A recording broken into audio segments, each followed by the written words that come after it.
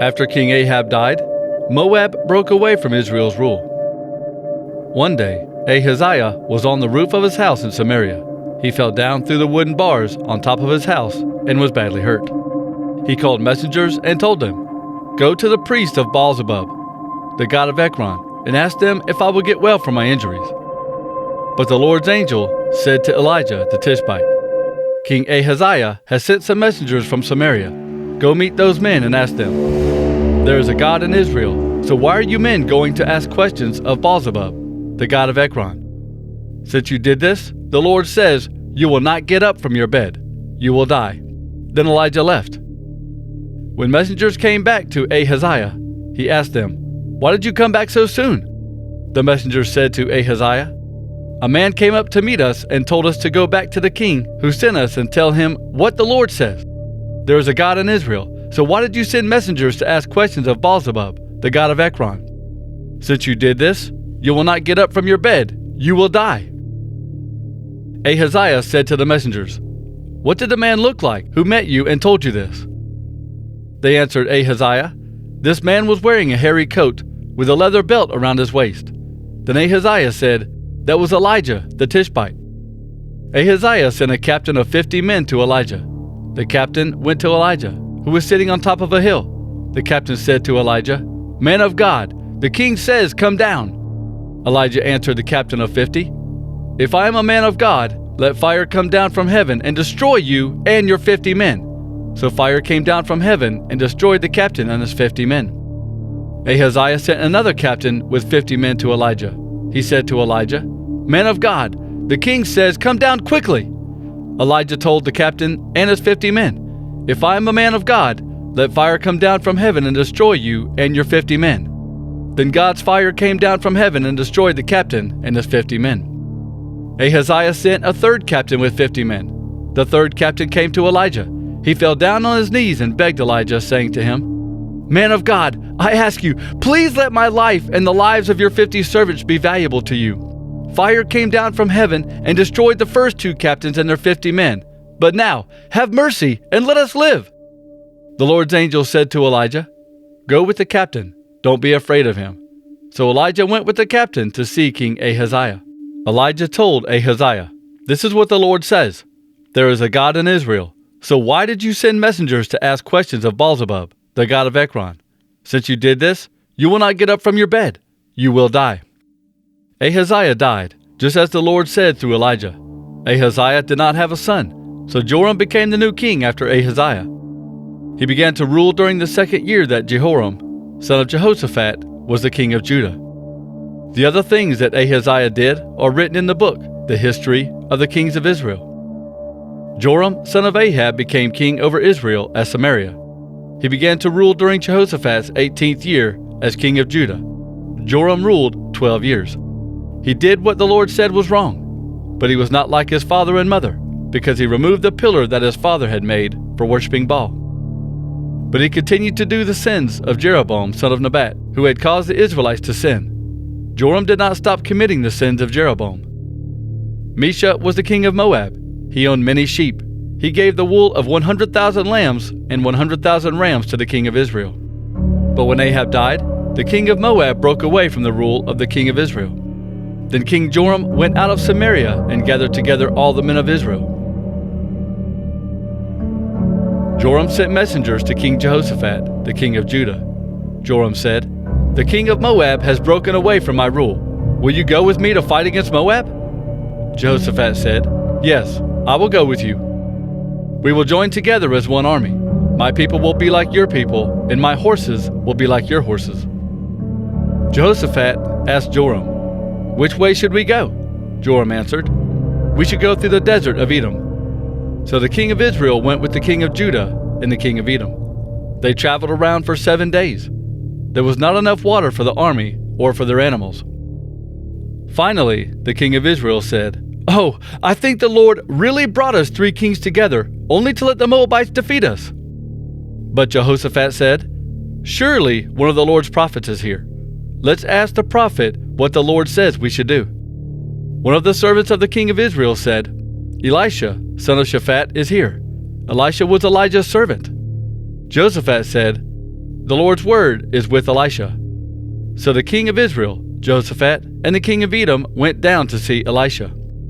Elisha said to the king of Israel, "What do you want from me? Go to the prophets of your father and mother." The king of Israel said to Elisha, "No, we have come to see you because the Lord called us 3 kings together to let the Moabites defeat us." Elisha said, "I respect King Jehoshaphat of Judah, and I serve the Lord all-powerful. As surely as he lives, I came here only because of Jehoshaphat. I tell you the truth. If he were not here, I would not pay any attention to you. I would ignore you completely. But now, bring me someone who plays the harp." When the person played the harp, the Lord's power came on Elisha. Then Elisha said, "This is what the Lord says. Dig holes in the valley." Yes, this is what the Lord says. You will not see wind or rain, but that valley will be filled with water. Then you and your cattle and other animals will have water to drink. This is an easy thing for the Lord to do. He will also help you defeat the Moabites.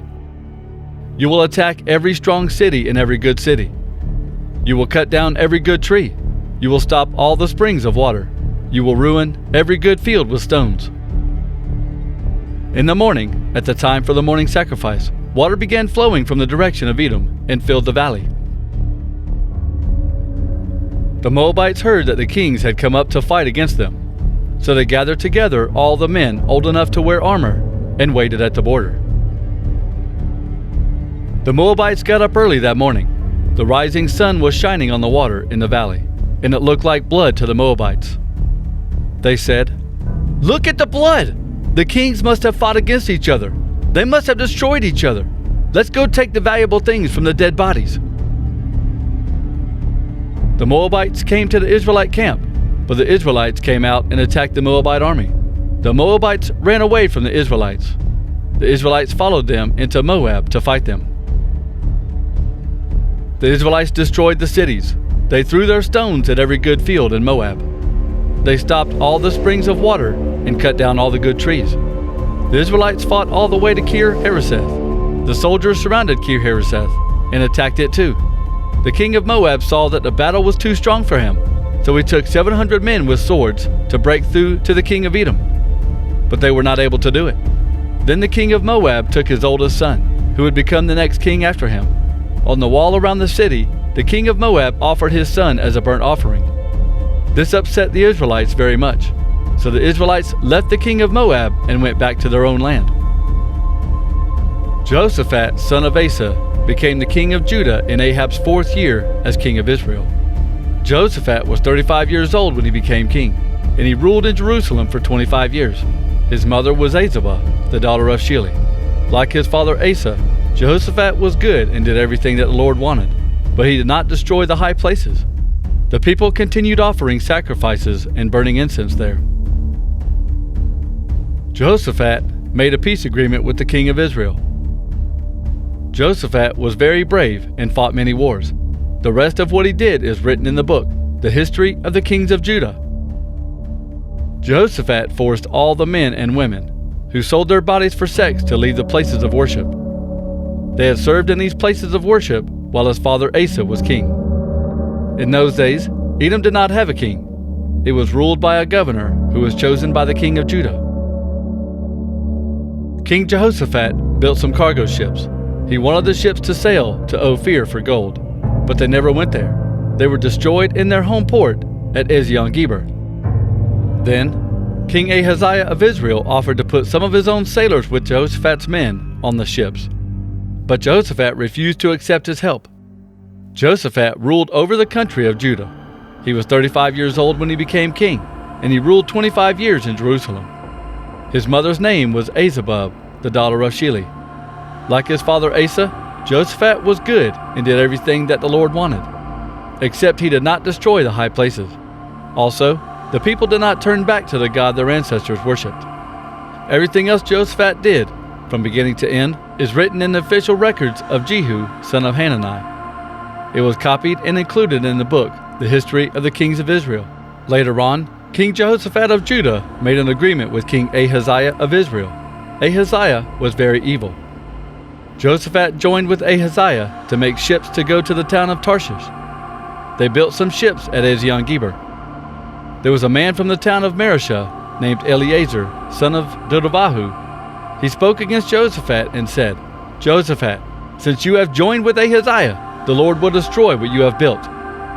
The ships were wrecked, so Jehoshaphat and Ahaziah were not able to send them to Tarshish. Jehoshaphat died and was buried with his ancestors in the city of David. Then his son Jehoram became the next king. Then Jehoshaphat died and was buried with his ancestors in the city of David. Then his son Jehoram became the next king. Jehoram's brothers were Azariah, Jael, Zechariah, Azariah, Michael, and Shephatiah. They were the sons of King Jehoshaphat of Judah. Jehoshaphat gave his sons many gifts of silver, gold, and precious things. He also gave them strong fortresses in Judah. But Jehoshaphat gave the kingdom to Jehoram because he was the oldest son. Jehoram took over his father's kingdom and made himself strong. Then he used a sword to kill all his brothers. He also killed some of the leaders of Israel. Jehoram son of Jehoshaphat was the king of Judah. He began to rule in the 5th year that Joram son of Ahab was king of Israel. Jehoram was 32 years old when he began to rule. He ruled 8 years in Jerusalem. But Jehoram lived as the kings of Israel, and did what the Lord saw was evil. He lived as the people from Ahab's family, because his wife was Ahab's daughter. But the Lord would not destroy Judah because of the promise to his servant David. He had promised David that someone from his family would always be king. In Jehoram's time, Edom broke away from Judah's rule. The people of Edom chose a king for themselves. Then Jehoram and all his chariots went to Zer. The Edomite army surrounded them, but Jehoram and his officers attacked them and escaped. Jehoram's soldiers all ran away and went home. So the Edomites broke away from the rule of Judah, and they have been free from the rule of Judah until today. At the same time, Libnah also broke away from Judah's rule. Ahaziah followed the advice of Ahab's family and joined King Joram to fight against King Hazael from Aram. They fought near the town of Ramoth-Gilead. Joram, who was the son of King Ahab of Israel, was wounded in the battle. He went back to the town of Jezreel to heal from the wounds he suffered at Ramoth. King Ahaziah went there later to visit him. God caused Ahaziah's death when he went to visit Joram. Ahaziah arrived and went out with Joram to meet Jehu, son of Nimshi. The Lord chose Jehu to destroy Ahab's family.